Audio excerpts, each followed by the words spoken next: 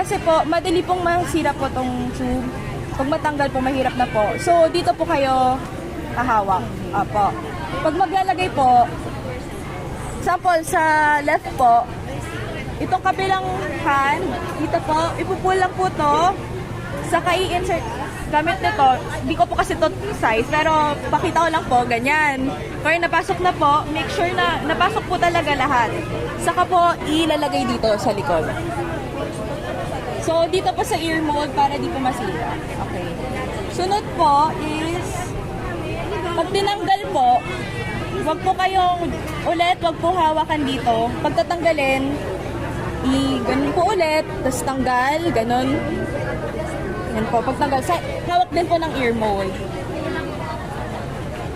Mamaya po, si Ate E po, maglalagay po siya ng marker po sa red, sa right side, para alam nyo kung ano po yung susuotin nyo sa kanan.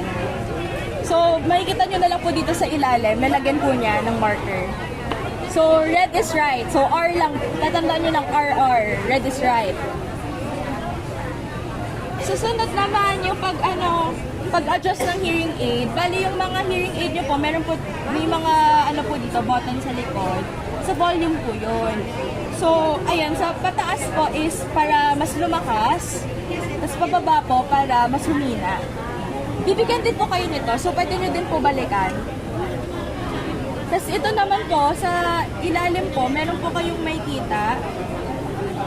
Battery door po. So, pag maglalagay po, iba kasi po yung size, pero just to sample po. Ito pong sticker na to, dapat nasa taas.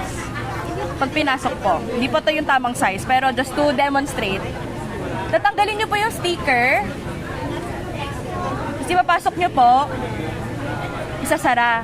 Ngayon, itong sticker po, kasi ano po to, nag-on po yung battery dahil sa hangin. So, pag natanggal po yung sticker, na-activate na po yung battery, pasok nyo na lang po, hintayin nyo na lang po bago mag-on. Sa mga, kasi doon po, bibigyan din po kayo ng battery. Pag natanggal nyo na po yung sticker, na-activate na po yung battery, di na po siya pwede balik lang yung sticker, hindi po. So, gamitin nyo na lang po yung battery na po yun. Opo. Ngayon, yung battery door, ayun po. So, gaano ba katagal yung battery? 2 weeks po. So, after 2 weeks, papalitan nyo na po yung battery.